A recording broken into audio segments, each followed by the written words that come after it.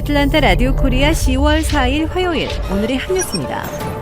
조 바이든 대통령이 부인 질 바이든 여사와 함께 어제 허리케인 피오나로 피해를 입은 미국령 푸에르토리코를 방문했습니다.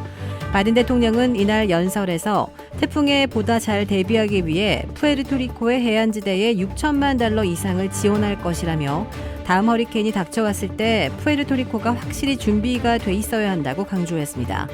바이든 대통령은 또 연설에서 초강력 허리케인 이언이 덮친 플로리다의 상황을 거론하며 여러분 중 상당수가 플로리다에 친지가 있는 것으로 안다며 오는 5일 플로리다 방문 계획도 공개했습니다. 지난주 플로리다를 시작으로 미 남동부를 휩쓴 역대급 허리케인 이언은 현재 소멸 상태지만 플로리다를 중심으로 막대한 피해를 남겼습니다. 플로리다주에서만 사망자가 100명을 넘어섰고 특히 피해가 집중된 리 카운티의 경우 이날까지 54명이 목숨을 잃은 것으로 집계됐습니다. 이날까지 60만 가구가 정전 상태이며 이들 가운데 상당수는 식수 공급에도 어려움을 겪는 것으로 전해졌습니다. 바이든 행정부가 시행이 임박한 학자 융자금 탕감 조치가 공화당 6개 주지역을 비롯해 집단 소송을 당하자 일부 시행 지침을 수정하는 것으로 맞대응하고 나섰습니다. 수정된 연방교육부 지침에 따르면 연방 학자 융자금일지라도 민간으로 넘어간 론은 탕감 대상에서 제외되고 주 정부 세금 등을 이유로 자동 탕감을 선택하지 않을 수 있게 기회를 부여했습니다. 미국의 공격적인 기준금리 인상으로 세계적 경기 침체 우려가 커지는 가운데 연방준비제도 인사들이 미국 경제에 집중하고 있다며 통화 긴축 정책을 계속할 것임을 시사했습니다. 토마스 바킨 리치먼드 연방준비은행 총재는 강달러 현상이 세계 경제에 부정적인 파급 효과를 불러올 가능성이 있지만 결국 연준의 가장 중요한 것은 미국 경제라고 밝혔습니다. 바킨 총재는 달러화 강세와 관련해 달러화로 빚을 지기를 선택해서 빚 부담이 커진 나라들이 많다며 국제 경제와 특히 금융 시스템에 어떤 부수적 피해가 있을 수 있을지 걱정된다며 이같이 말했습니다. 북한이 현지 시간 4일 발사한 중거리 탄도 미사일이 일본 상공을 통과하자 일본 열도가 한바탕 긴장 상태에 빠졌습니다.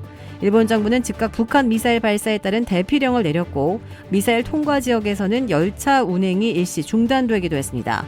한국군 합동참모본부에 따르면 북한은 현지 시간 4일 오전 7시 23분께 자강도 무평리 일대에서 동쪽으로 중거리 탄도미사일을 발사했고 일본 상공을 통과해 태평양에 낙하했습니다.